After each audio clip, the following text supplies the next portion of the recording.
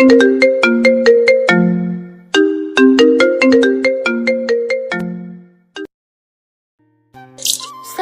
আপনি এরকম কেন? কেন, কিরকম? আমি কিরকম জানি সবসময় চুপচাপ থাকেন, কখনো হাসতে দেখিনি। আচ্ছা, হাসলে কি আপনার দাঁত ব্যথা করে? হাজিব, দেখো সাদিয়া, পড়া শেষ করো। না, আগে বলেন আপনি তো চুপচাপ থাকেন কেন? না হলে এই যে বই বন্ধ করলাম আর খুলবো না। দেখো, এরকম করলে কিন্তু আমি পড়া বাদ দিয়ে চলে যাব, নয়তো তোমার মাকে বলে দেব। চলে যেতে তো পারবেন না, সর্বোচ্চ পারবেন মাকে বলে দিতে। দিন বলে আমি কাউকে ভয় পাই না। কি ভয়ঙ্কর মানুষ যে মাকে ভয় পায় না। পাই না। বলেন এখন এরকম চুপচাপ থাকেন কেন? ভালো লাগে না হাসতে, তাই হাসি না। পড়ার জন্য হাসাটা কি খুব জরুরি নাকি? অবশ্যই। আপনি এরকম থাকলে আমার ভালো লাগে না। ওয়েট ওয়েট, তোমার ভালো লাগে না কেন? আপনি বুঝবেন না। বলেন এখন। বললামই তো, ভালো লাগে না তাই। মানি না। এটা আসল কারণ না, আসল কারণটা অন্য কিছু। পরিবারকে ছেড়ে দূরে থাকি তো তাই। আচ্ছা, আপনার গার্লফ্রেন্ড নেই? আছে তো, এই যে দেখো, মোবাইল দেখছি বললাম। আজব মানুষ। হয়েছে, এখন পড়ো। এতক্ষণ কথা হলো ছাত্রী সাদিয়ার সাথে। 10ম শ্রেণীতে পড়ে, আর আমি ইমরান, অনার্স ফার্স্ট ইয়ারে পড়ি। শহরের মেয়েগুলো যে এতটা ফাজিল, সেটা আসলে শহরে না আসলে বুঝতাম না। তারা এমন কোনো কাজ নেই যা পারে না। ইচ্ছে হলেই কাউকে অপমান করতে পারে, আর ইচ্ছে হলেই ভালোবাসতে পারে। চট থাপ্পড়, প্রেম করা, জড়িয়ে ধরা, কিস করা, এসব শহরের কমন বিষয়। অথচ গ্রামে এরকম হলে যদি কেউ দেখছি, তো ওই মেয়ের জীবনে আর শান্তি নাই। সবাই এই কথাটারই চর্চা করবে। সাদিয়াকে পড়ানোর এক পর্যায়ে সাদিয়ার মা চা বিস্কুট নিয়ে আসলো।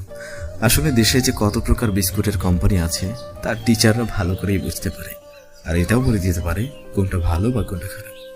তো বাবা, কেমন আছো তুমি? আলহামদুলিল্লাহ ভালো। আপনি কেমন আছেন? আমিও ভালো। সাদিয়ার পড়াশোনা কিরকম চলতেছে এখন? চলছে তো ভালোই, কিন্তু মাঝে মাঝে একটু বেশি ফাজলাম করে। ফাজিল মানুষের কাজ তো এটাই। এরপর চলে গেল। ওই মাস্টার, আমি ফাজিল? হ্যাঁ, তা নয়তো কি, স্যারের সাথে কেউ এইভাবে কথা বলে? ফাজলামি দেখেছেনটা কি? এবার থেকে বোঝাবো ফাজলামি কত প্রকার ও কি কি। পড়া না হলে আমিও বুঝাবো মায়ের কত প্রকার আর কি কি। মারতে পারবেন না আমাকে? কেন পারবো না? কি তুমি যে তোমাকে মারতে পারবো না?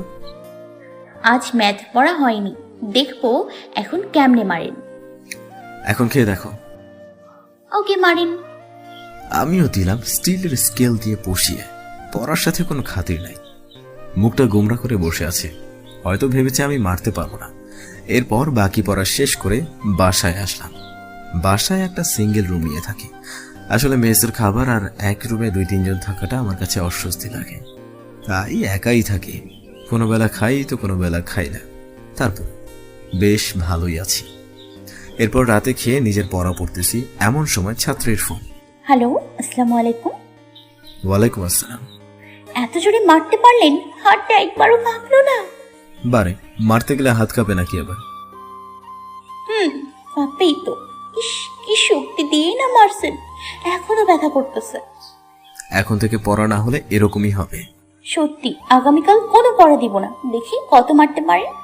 পাগল নাকি তুমি? হ্যাঁ, পাগল হবে না, এটা পাগলি হবে। ওকে, আজও পড়া পড়বো, রাখো এখন। আচ্ছা, বেশি রাত না জেগে ঘুমাইন। সেটা আমার ব্যাপার। আচ্ছা, আপনি কয়টার সময় ঘুমান? ভোর 5টায়। মানে মানুষ ঘুম থেকে ওঠে আর আপনি ঘুমান? এইটুকুতে ঘুম হয় আপনার? না, ঘুমানোর জন্য বৃহস্পতিবার রাত আছে। শোনেন, একটা ডিল করি। কিসের ডিল?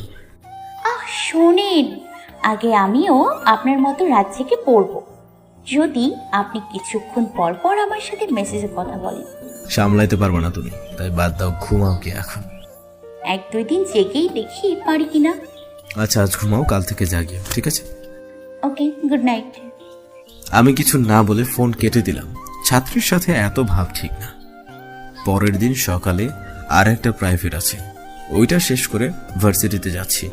এমন সময় রাস্তায় আবার ওই ফাজিল মেয়ের সাথে দেখা। আরে রে মাস্টার সাহেব যে, হুম কোথায় যাচ্ছেন? ভার্সিটিতে। তুমি? স্কুলে। চলেন একসাথেই যাই। না, তুমি আগে যাও, আমি পরে যাই। কেন? সাথে গেলে কি হবে? মানুষ অন্য কিছু ভাবে। ভাবলো তো কি হইলো? কোচ হলে যাও তো তুমি।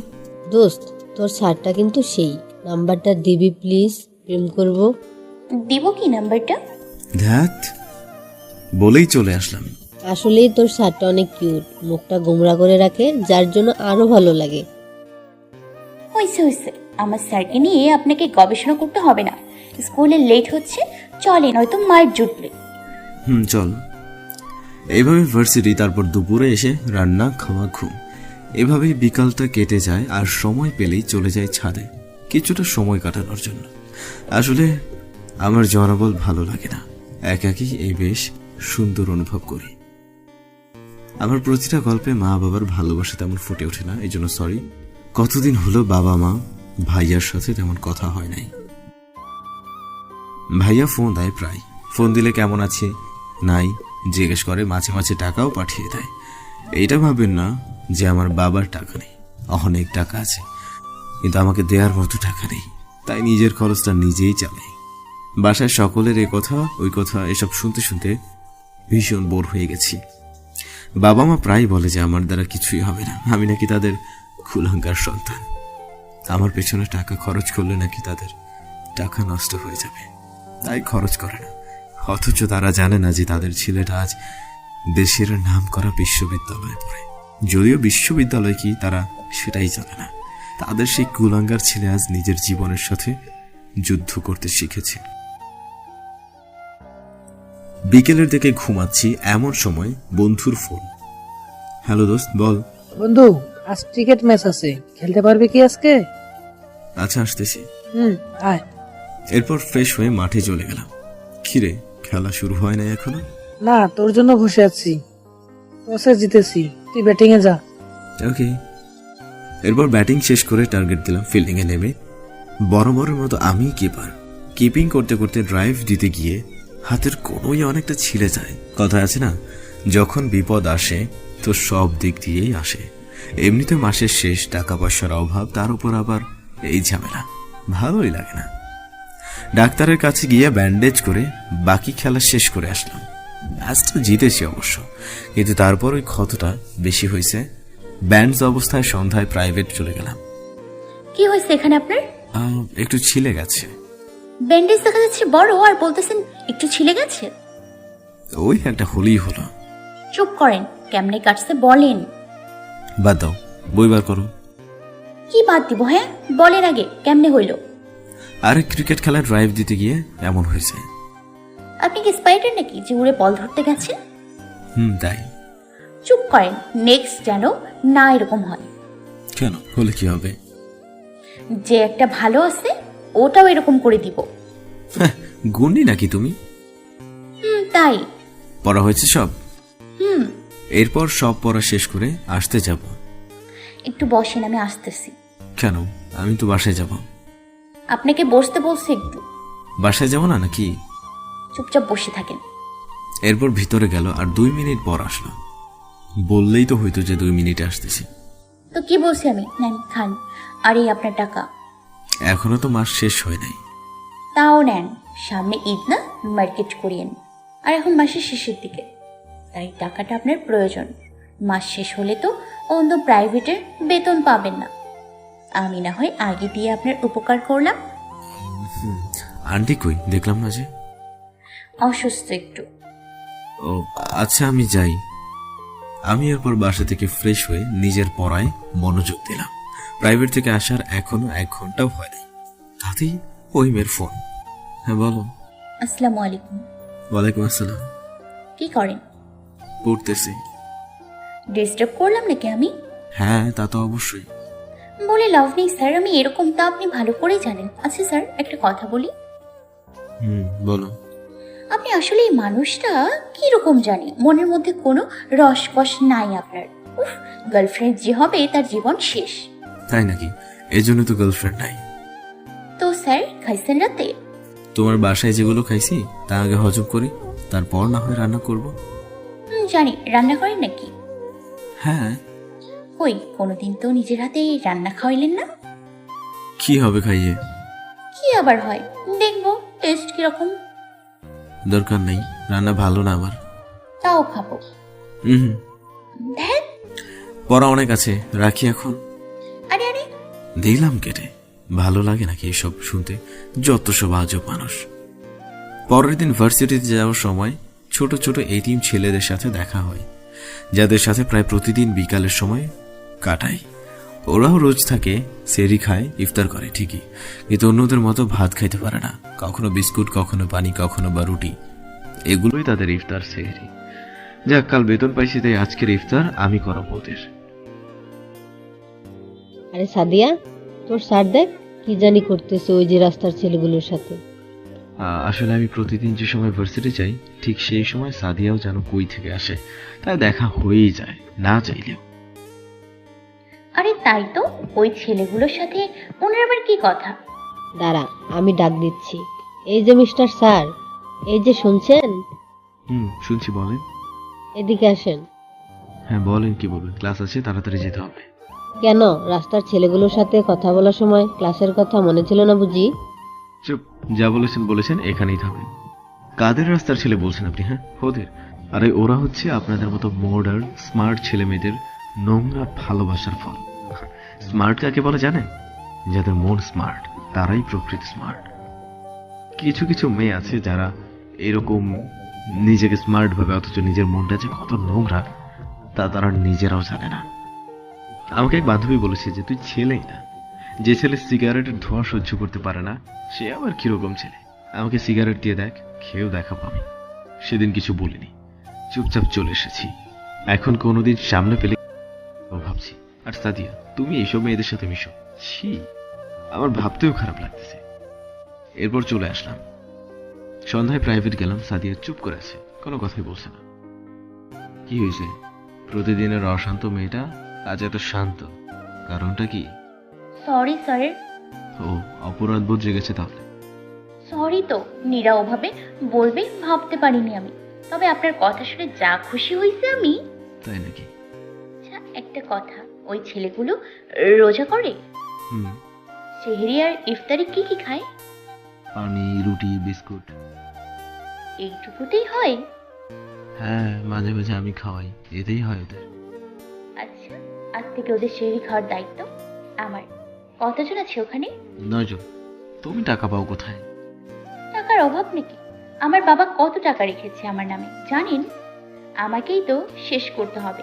এগুলো আমায় প্রতিদিন যাওয়া আসার জন্যই দেয় 500 টাকা, আর টিফিনের জন্য দেয় 200। হয়ে যাবে ওদের।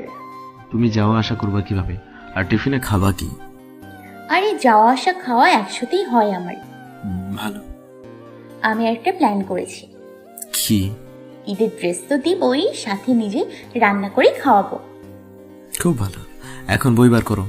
ওকে এরপর পড়া শেষ করলাম। স্যার শোনেন, কাল সকালে দেখা করে আপনাকে টাকা দিব। এখন আপনি একটু কষ্ট করে শহরের খাবারটা কিনে দিন ওদেরকে। আচ্ছা। এরপর চলে আসতেছি, এমন সময় হঠাৎ কোথা থেকে যেন একটা গাড়ি এসে সবকিছু থমকে দিয়ে চলে গেল।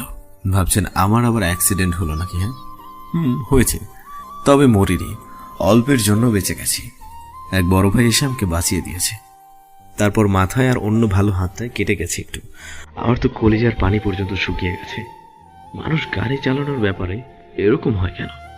তারা হয়তো ভুলেই যায় তাদের একটা অ্যাক্সিডেন্ট মানুষের কত বড় একটা ক্ষতি করে দিতে পারে, কত মানুষকে পঙ্গু করে দিয়ে তাদের পরিবারকে নিঃস্ব করে দেয়, কত মায়ের বুক খালি করে দেয়। ঠিক আগের রমজানের কিছুদিন আগের একটা সত্যি ঘটনা শেয়ার করি। মা বাবার অনেক আদরের 2 ছেলে, একজন ক্লাস 12-এ আর একজন 3-তে। বড় ছেলের নাম সাব্বির আর ছোট ছেলের নাম হচ্ছে সাজিদ। তাদের সম্পর্কটা ছিল অনেক মধুর। আচ্ছা ভাইয়া, তুমি কি আমায় ছেড়ে যাবা? ছেড়ে যাব কেন? পড়াশোনার জন্য তো যেতেই হবে। আমিও যাব। না ভাই, আমি কয়েকদিন পরেই চলে আসব।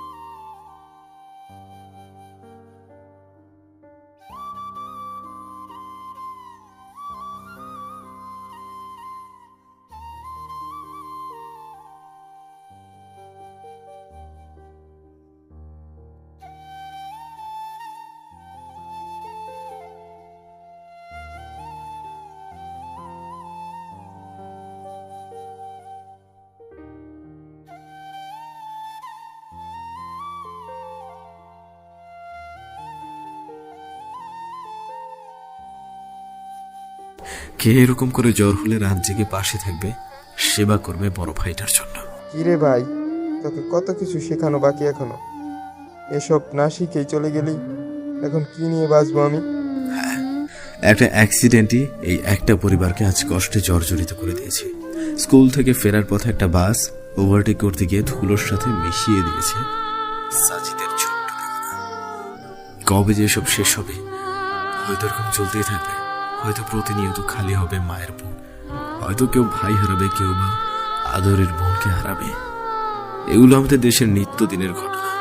যাক, গল্পে ফিরে এখন। রাতে সাদিয়া ফোন দিল। হ্যালো, আসসালামু আলাইকুম। ওয়ালাইকুম আসসালাম। কেমন আছেন স্যার? যে একটা হাত ভাঙতে চাইছো ওটাও অ্যাক্সিডেন্টে ব্যান্ডেজ হয়ে গেছে। বলেন কিভাবে কি হলো? তোমার বাসা থেকে আসার সময় হয়েছে। অল্পতে মরিনি, বেঁচে আছি এখনো। আল্লাহ বাঁচাইছে। খাইছেন রাতে? হুম, এরকম হাতে রান্না বান্না করতে ইচ্ছে করতেছে না। ও, তাহলে খাবেন না আজ? না। ওকে, আমিও খাবো না। দেখো বেশি বেশি হচ্ছে কিন্তু। তুমি খাবে না কেন? আর আমি তোমার কি লাগে? হ্যাঁ, আপনি আমার... চুপ, একদম চুপ। বেশি পাকামো করো না। হ্যাঁ, আমি তোমার স্যার, এটা মাথায় রাখো। কেন, স্যাররা কি প্রেম করে না? এই জন্যই গার্জিয়ানরা ব্যাচেলর টিচার নিতে চায় না। দেখো সাদিয়া, তুমি ধনির দুলালি, আর আমি প্লিজ এসব করতে আসলে আমি প্রাইভেট ছাড়তে বাধ্য হব। আর তুমি ভালো করেই জানো তোমার প্রাইভেটটা আমার জন্য কতটা ইম্পর্টেন্ট। সরি স্যার, আর বলবো না। কিন্তু আপনিই তো বলছেন যে স্যার আর ছাত্রীর মাঝে একটা বন্ধুত্বের সৃষ্টি হলে পড়াশোনা আরো ভালো হয়। আমি তো ফ্রেন্ড হতে পারি। ফাজিল মেয়ে, কথার প্যাচ তো ভালোই ফাঁসিতে পারো। খেয়ে নেন না। রান্না না করলে খাবো কি? সেহরিতে কি খাবেন? সেটাও হয়তো ভাত খাওয়া হবে না। থামেন, আমি টাকা পাঠাচ্ছি। এই বাচ্চাদের সেহরি খাবার, আপনার সেহরি খাবার কিনে এরপর ওদের দেবেন অ্যান্ড আপনি খেয়ে আসবেন। ওদের দিবা মানলাম, বাট আমারটা কেন? ওই যে বন্ধু। ধ্যাত, স্যার ছাত্রী কখনো বন্ধু হয় নাকি? হয়, ওটা বোঝা লাগবে না। একটু পরে ফোনে 1000 টাকা চলে আসে। এরপর ঠিক যেরকমটা বলেছে ওরকমটাই করলাম। আবার 11টার দিকে সাদিয়ার ফোন। সাদিয়া শোনো, এত ফোন দিলে আমি কিন্তু কথা বলা বন্ধ করব। কথা বলা বন্ধ করলে খাওয়া পড়া সব বাদ দিব। আর কি কি যে করব ভাবতেই পারবেন না। পাগল নাকি? না, আমি পাগলি। খাইছেন আপনি? ওকে, ঘুমান। Good night. না, আমি সেহরি খেয়ে তারপর ঘুমাই। কেন? পড়া আছে তাই। ওকে, পড়েন। এভাবেই সেদিন রাতটা চলে গেল। সকালে আর ওই প্রাইভেট ভার্সিটিতে গেলাম না। তা দেখাও হয় না সাদিয়ার সাথে। ভালোই হয়েছে, না হলে যে ফাজিল মেয়ে কি বলে ঠিক নাই। বলতেই দেখি কে বলে ভালো হয়েছে। ফাজিলটা ওর বন্ধুদের নিয়ে সোজা বাসায় চলে আসছে। আরে তোমরা এখানে কেন? আসলে স্যার, সমস্যা হয়েছে একটা, আমার বান্ধবী সেদিনের কথায় বেশ অনুতপ্ত, তাই সরি বলতে এসছে। তার দরকার নেই।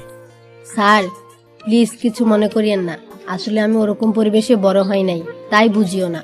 সবসময় নিজের মাঝে একটা অহংকার অহংকার ভাব থাকতো। প্লিজ কিছু মনে করিয়েন না স্যার। ওকে ঠিক আছে। স্যার, এই অবস্থায় কিন্তু সেই লাগছে আপনাকে।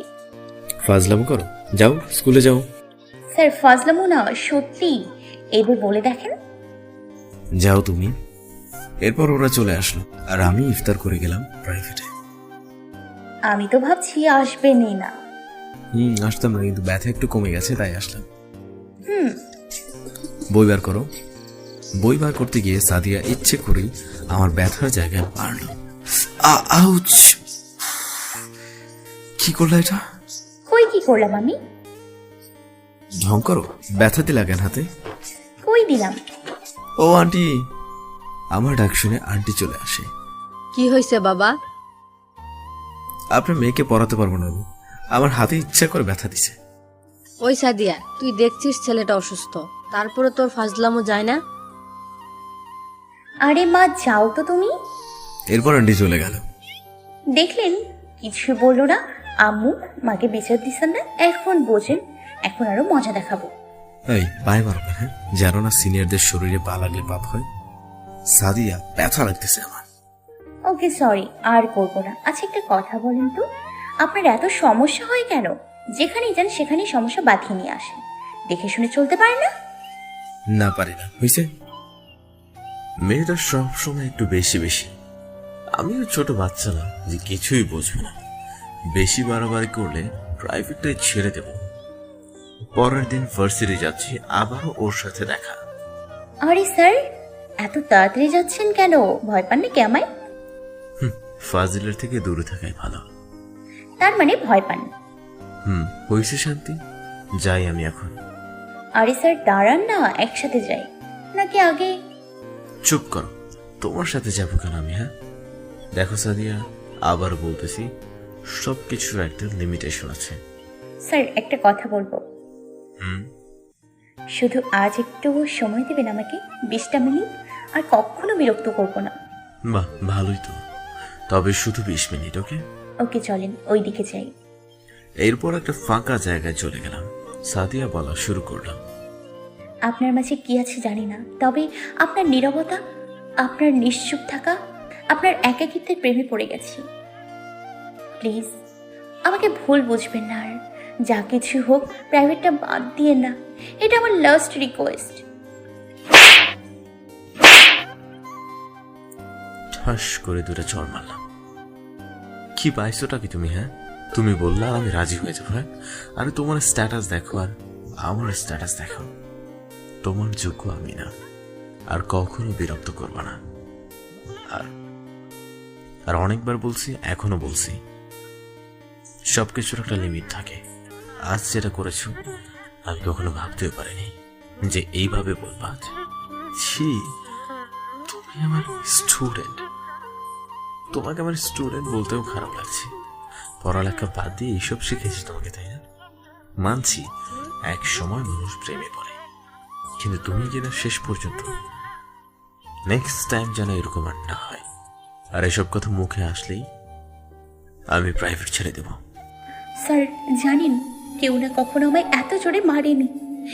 আমি শুধু আমার ভালোবাসাটা প্রকাশ করেছি, এর বেশি কিছুই না। জানেন স্যার, আজ পর্যন্ত কত প্রপোজ পেয়েছি, কিন্তু কারোরটা গ্রহণ করিনি। আমার ইচ্ছে ছিল বাবার টাকায় চলা ছেলে না, যে নিজের টাকায় চলে আমি তাকেই গ্রহণ করব। প্রতিদিন যখন আপনি প্রাইভেট পড়াতে যান, তখন মনে মনে দোয়া করি আল্লাহর কাছে, স্যার যেন আজ একটু বেশি সময় পড়ায়।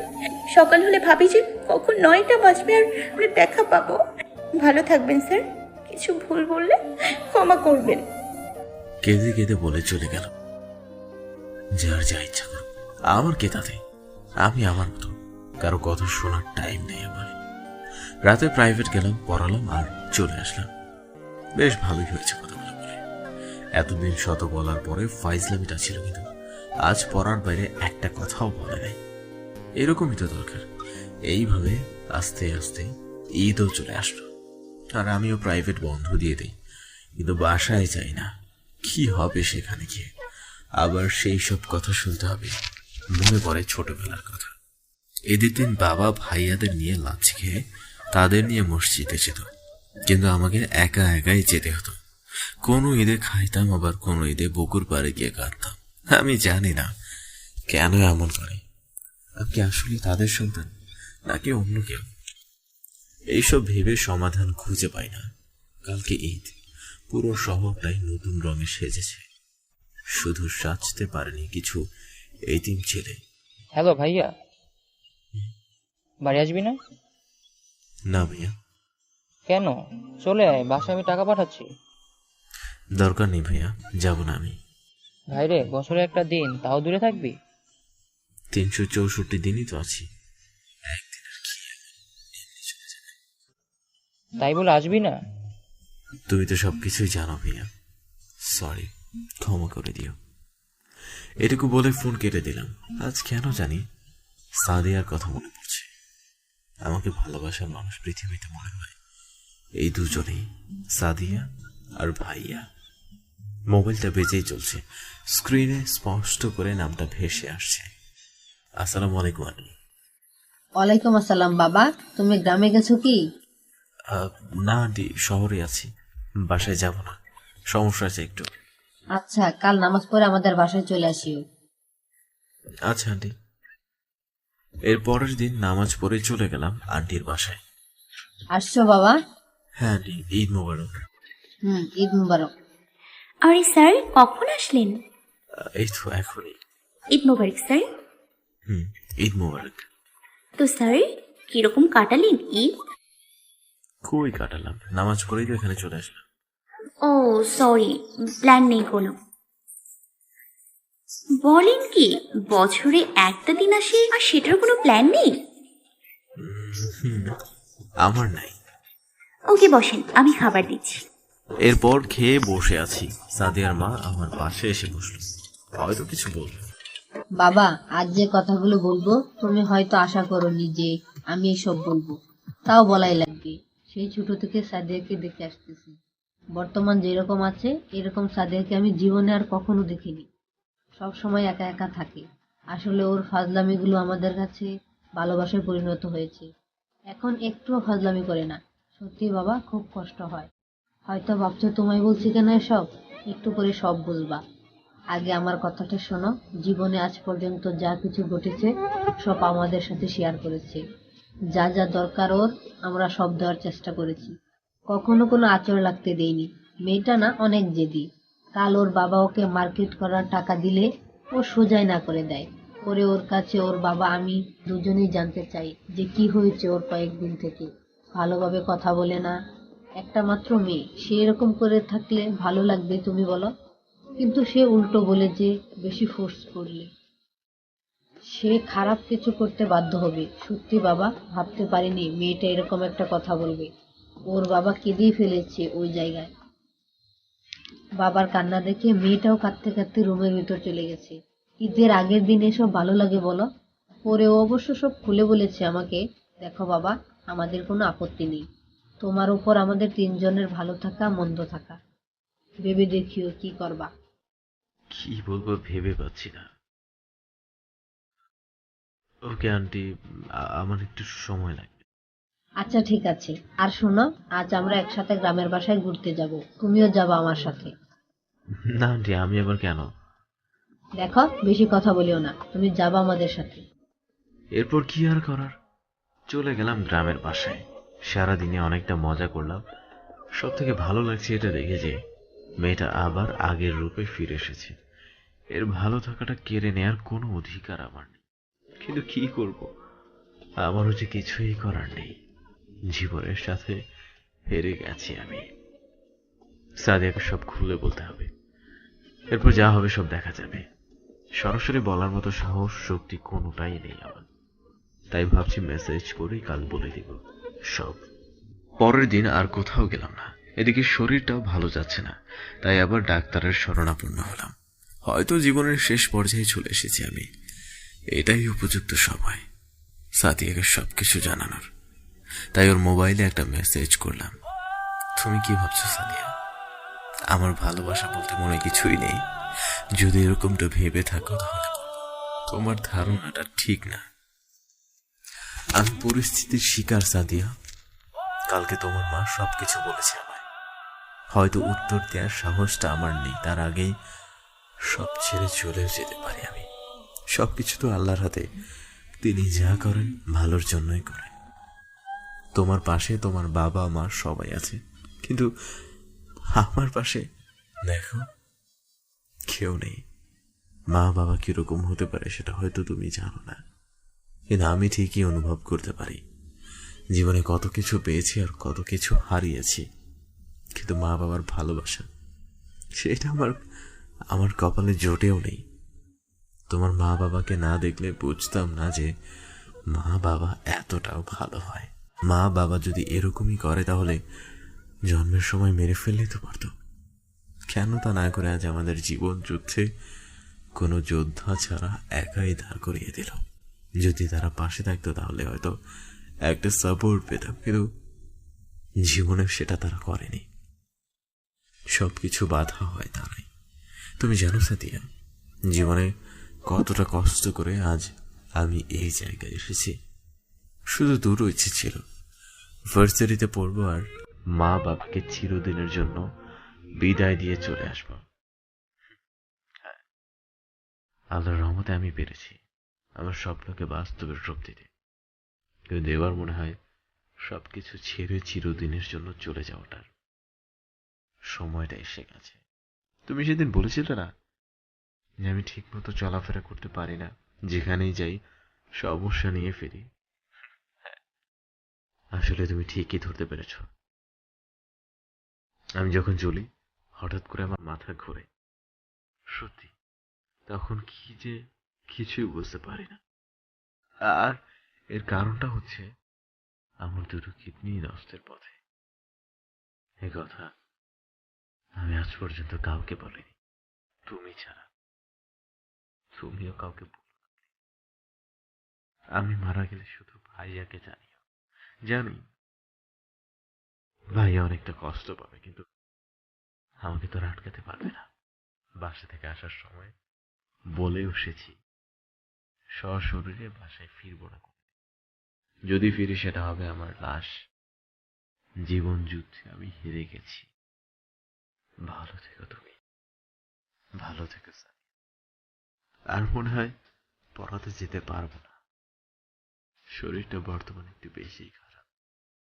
আগে প্রায় প্রায় মাথা ঘুরতো, কিন্তু এখন প্রতিদিনই হয়। প্রচন্ড ব্যথাও করে। ভালোভাবে পড়াশোনা করো, আর তোমার মা বাবার অবাধ্য হয়েও না। তারা তোমাকে অনেক ভালোবাসে, তোমাকে অনেক বেশি ভালোবাসে। বাই। এটুকু লিখে পাঠিয়ে দিলাম। আমার সিরিয়ালটাও এসে গেছে ডাক্তারের চেম্বারে। চলে গেলাম। কি বাবা ইমরান, এখন কি অবস্থা? আঙ্কেল ভালো না, প্রতিদিন মাথা যন্ত্রণা করে। সেটা তো বলেছিলাম আগেই। আচ্ছা, টেস্টগুলো করে আসো তো। একটু পর টেস্টের রিপোর্ট নিয়ে চলে গেলাম আবার। আর সম্ভব না বাবা, ওষুধকে টিকে থাকা খুব দ্রুত আর কিডনি বসাতেই হবে, না হলে হয়তো তাড়াতাড়ি মারাও যেতে পারো। এই পরিস্থিতিতে আমার তেমন কিছু করার নেই। কিছু কথা আছে যেগুলো তোমার সাথে কেউ আসলে তাকে বলাই ভালো হতো, কিন্তু কেউ তো নেই, তাই তোমাকেই বলতে হবে। তোমার হাতে সময় আছে আর 1.5 মাস, এর মধ্যেই কিছু একটা করতে হবে, না হলে সমস্ত রেশন ক্রিয়া বন্ধ হয়ে যাবে আর ধীরে ধীরে তোমার শরীরটা অবশ হতে থাকবে। দেহের সব জায়গায় পানি জমবে, জ্বর হবে আর খাওয়ার রুচি থাকবে না। তাই যা করার তাড়াতাড়ি করিও। ওকে। এরপর চলে আসলাম বাসায়। সন্ধ্যাও চলে এসেছে। ছাদে গিয়ে আকাশ দেখছি, কত বড় একটা চাঁদ উঠেছে। ছোটবেলায় কত মা তাদের বাচ্চাকে চাঁদ দেখিয়ে ঘুম পাড়াতো। আচ্ছা, আমার ভাগ্যে কি জুটেছে? হয়তো জুটেনি। যদি জুটতো তাহলে অন্তত সেদিনের কথাটা মনে করে হলেও মা এরকম ব্যবহার করতো না। ছোটবেলায় জ্বর কার না হয়? জ্বর হলে বাবা ঔষধ এনে দেয়, মা সারাক্ষণ পাশে থাকে, কিন্তু আমার বাবা আমাকে বলতো আরো রোদে রোদে বেড়াও, জ্বর ভালো হবে। পুকুরে ডুব দাও গিয়ে। কখনো ওষুধ জুটতো না, কখনো ওষুধ জুটতো বা কখনো জুটতো না। একদিনের রাগে অভিমানে মানুষ পাল্টায় না, মানুষ পাল্টায় শত শত দিনের জমে থাকা রাগে অভিমানে। অন্তত আমার মা যদি আমার পাশে থাকে তাহলে আমার ঔষধও লাগবে না, এমনিতেই ভালো হয়ে যায় আমার। এসব ভাবতে ভাবতেই কখন যে চোখের পানি দিয়ে শরীরটা ভিজে গেছে তা নিজেও জানি না। ফোনের শব্দের ঘোর কাটলো আমার। হ্যালো স্যার, আপনি কোথায়? বাসায়। কেন? ওকে, কাল আমাদের বাসায় আসেন। আমি পারবো না যেতে। তাহলে কিন্তু আমিই আসবো। আচ্ছা যাবো। এখন না ঘুমিয়ে জেগে কেন? এমনি আকাশ দেখছি। যান ঘুমান গিয়ে। তুমি ঘুমাও, যাও। ওকে, গুড নাইট। আমিও কিছুক্ষণ থেকে চলে আসলাম রুমে। এখনো রান্না করিনি, আর করতেও ইচ্ছে করছে না। দিনের যা ছিল তাই বসে বসে খেলাম। বসা থেকে যেই উঠতে যাব তখনই মাথাটা আবার চক্কর দিয়ে উঠল। চারপাশের দুনিয়াটাও অন্ধকার অন্ধকার লাগছে। কেন জানি না, খুব বাসার কথা খুব মনে পড়ছে, খুব। আর কিছু মনে নেই। হয়তো জীবনের শেষ মুহূর্তে পৌঁছে গেছি আজকে। চোখের সামনে সবকিছু অন্ধকার দেখতেছি। আস্তে আস্তে সবকিছু ঝাপসা হয়ে আসতেছে। এরপর আর কিছুই মনে নেই। হাসপাতালের কেবিনে পাশাপাশি 2টা বেডে 2জন মানুষ শুয়ে আছে। একজন জেগে থাকলেও 2 দিন থেকে আর একজনের খবর নেই। ডাক্তার বলেছে যে আজকের মধ্যে জ্ঞান না ফিরলে আর বাঁচানো সম্ভব না। হ্যাঁ, একজন লেখক আর একজন হচ্ছে সাদিয়া। কি ঘটেছিল চলুন দেখি। পরের দিন সকালে উঠেই সাদিয়া ফোন করতে থাকে, কিন্তু এদিক থেকে কোনো রেসপন্স না পাওয়ায় সোজা চলে যায় তার স্যারের বাসায়। হ্যাঁ, সে যা ধারণা করে এসেছিল সেটাই সঠিক, কিন্তু এভাবেই পড়ে থাকতে দেখবে তা ভাবেনি সে। এরপর মানুষদের সাহায্য নিয়ে হাসপাতালে চলে, আর তার মা বাবাকেও ফোন করে বলে আগের টেস্টগুলো ডাক্তারকে দেখালো। দেখুন, অনেক দেরি করে ফেলেছেন আপনারা। তাছাড়া এই মুহূর্তে কিডনি ম্যানেজ করাও সম্ভব না, আর ম্যানেজ যদিও করে ফেলেন তাহলে বাঁচার চান্স 60/40। আর আগে কিডনি প্লান্ট করা উচিত ছিল। Please, doctor, do something. He is the part of my body. I cannot live without him, please. All time we do your best, but we cannot return life. It's only for good. So pray more and more. Although we cannot found O positive, kindly donor right now. But we try to collect as soon as possible. What? O positive? My blood group is O positive. Please take my kidney and plant his body. We cannot take it right now. We should doing some process. After that we collect it. If we find positive signal, then we do this operation. In this time, I will tell to my team, please give us test results soon. Okay. এরপর Sadia test করে দ্রুত result নিয়ে ডাক্তারের কাছে গেল। এর মাঝে তার বাবা মাও চলে এসেছে। বাবা, আমি একটা সিদ্ধান্ত নিয়েছি। কি? আমার কিডনি দিয়ে বাঁচাবো স্যারকে। তুই কি পাগল হলি? বাবা, তাই কোনো জিনিসের অভাব নেই আমাদের, শুধু অভাব ভালোবাসার। প্লিজ বাবা, এই ভালোবাসাটা থেকে বঞ্চিত করো না। ও যা করতে চায় করতে দাও। এরপর সাদিয়া ডাক্তারকে রিপোর্টগুলো দেয়। Oh, fine. We start operation within 30 minutes. ওকে। আর এরপর কি হলো তা তো আগেই শুনেছেন। সাদিয়া ঠিক আছে, কিন্তু লেখক সাহেব মনে হয় অন্য পৃথিবীতে চলে গেছে। আমরা কোনো কিছু না পেলে একটা কথা বলি যে আল্লাহ যা করেন ভালোর জন্য করেন, আর ভাগ্যের উপর ছেড়ে দেই। আসলে আল্লাহ তাআলা নিজেই বলেছেন, তোমরা তোমাদের নিজেকে বদলাও, দোয়া করো, তোমাদের ভাগ্য বদলানোর দায়িত্ব আমার। কিন্তু আমরা দোয়া না করেই, চেষ্টা না করেই সেটা ভাগ্যের উপর ছেড়ে দেই। যাই হোক, গল্পে ফিরি। সাদিয়ার জ্ঞান ফিরেছে থেকে সেকেন্ডের জন্য ইমরানের কাছ থেকে সরে যায়নি। প্রথম দিন থেকেই কেঁদে চলেছে। আল্লাহ হয়তো এতটাও নিষ্ঠুর না। শেষ পর্যন্ত জ্ঞান ফেরে আমার। জ্ঞান ফেরার পর হঠাৎ নিজেকে আবিষ্কার করলাম হাসপাতালের বেডের মধ্যে। পাশে তাকিয়ে দেখি সাদিয়াও পাশে আছে। তার মানে আমি বেঁচে আছি। পাশে সাদিয়া কেঁদেই চলেছে। আমাকে কে আনছে হাসপাতালে? সাদিয়া যেন আমার কথা শুনলই না। কয়েকদিন পর হঠাৎ কথা বললে সেটা না শোনারই কথা। এই যে এবার যেন বাস্তবে ফিরল সে। ডক্টর, এদিকে আসেন, জ্ঞান ফিরেছে স্যার। এটা বলেই সাদিয়া বাইরে চলে গেল। একটু পর ডাক্তার এসে হাত, চোখ এসব দেখতেছে। তো মিস্টার ইমরান কেমন আছেন? মাথাটা ব্যথা করছে ভীষণ। আজ 4 দিন পর জ্ঞান ফিরল আপনার, এটাই অনেক। আজ জ্ঞান না ফিরলে খুব বড় সমস্যা হতো। এতে আলহামদুলিল্লাহ। আর আল্লাহ চাইছেন এই জন্য আপনি বেঁচে আছেন। মিস সাদিয়া তার কিডনি দিয়ে হসপিটালের সমস্ত খরচ দিয়ে বাঁচিয়েছে আপনাকে। একটা জীবনের মূল্য শুধু থ্যাঙ্কস না নেই। আপনার থ্যাঙ্কস, আপনার থ্যাঙ্ক আপনি খান। তো আর কি চাও? আপনি ভালো করেই জানেন। আরে দিবই তো, আমার জীবনটাই তো তোমার জন্য। বলেই পেটে দিল একটা খুশি। ও মা গো, মারার জায়গা পাইলা না। এখানেও ফাইজলামি তোমার। ফাজলামি তো চলবে, এতদিন কি দেখেছেন, সবে তো শুরু। এরপর আর একদিন হাসপাতালে থেকে বাসায় চলে আসলাম। আমার বাসায় না, সাদিয়ার বাসায় আছি। এই যে মিস্টার স্যার, আপনার ওষুধ খেয়ে নেন। রেখে দিয়ে পড়তে বসো, আমি খাবো এখন। না, পড়বো না। তাহলে ওষুধও খাবো না? ব্ল্যাকমেল তো ভালোই শিখেছেন। জীবনে বাঁচতে হলে অনেক কিছু শিখতে হয়। এখন আমি পুরোপুরি সুস্থ আর সাদিয়ার বাসাতেই থাকি, আর ওকে পড়াই। এর বিনিময়ে টাকা তো পাই, সাথে থাকা খাওয়া ফ্রি। আর টাকা লাগলে সাদিয়াকে বলি, ও দিয়ে দেয়। ওরও টাকা পয়সা তো আর কম না। এই যে ম্যাডাম, হ্যালো, ওঠেন, ঘুম থেকে উঠেন, স্কুল যেতে হবে না। না, যাবো না স্কুল। কেন? এমনি ভালো লাগছে না। উঠবা নাকি পানি ঢালবো? ওকে, উঠছি। আরে স্যার, আপনি এখানে? এখানেই তো থাকি। ও কই এতদিন তো দেখিনি। এতদিন অসুস্থ ছিলাম তাই। কি হয়েছিল? ওসব আপনাদের বান্ধবীর কাছ থেকে শুনে নিয়ে আমার লেট হয়ে যাচ্ছে, আমি গেলাম। আরে স্যার দাঁড়ান তো। এখন চলে। স্যার আজ স্কুল যেতে ইচ্ছে করছে না, চলেন না কোথাও থেকে ঘুরে আসি।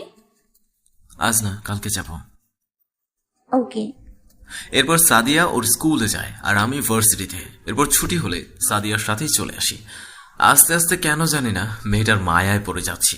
সন্ধ্যায় পড়াচ্ছি ওকে, কিন্তু স্যার ইচ্ছে করে না পড়তে, চলেন না ছাদে যাই। ওকে চলো। এরপর ছাদে আসলাম দুজনেই। জীবনটা কত অদ্ভুত, তাই না? আসলে মানুষ কিভাবে আর কি করে। জানো, জীবনে অনেক কিছুই দেখেছি। ভালোবাসার জন্য মানুষ কত কি করে, শেষ পর্যন্ত কজনই বা পায়। দিন শেষে কারো সাফল্যের ঝুড়ি খালি থাকে আর কারো পূর্ণ থাকে। ধুর বাদ দেন এসব কথা, আকাশটা খুব সুন্দর দেখাচ্ছে তাই না? কি হুম হুম করছেন? আউচ! ওই আমাকে মারতে একবারও হাত কাঁপে না তোমার? আমি তোমার স্যার, বুঝছো? শুধু স্যার হলে হাত কাঁপতো, কিন্তু আপনি তো অন্য কিছু। হ্যাঁ, অন্য কিছু কি? বেশি ঢং করলে পেট ফুটো করে দিব। হয়েছে হয়েছে, তার আর দরকার নাই। বাবা মা কালকে দুদিনের জন্য গ্রামে যাবে। ওই ওই আমি ওরকম টাইপ না, বুঝছো? ও হ্যালো, মজা বলতে আমি ঘোরাঘুরির কথা বলছি, খাওয়া দাওয়ার কথা বলছি। ওকে। সেটাই বলো।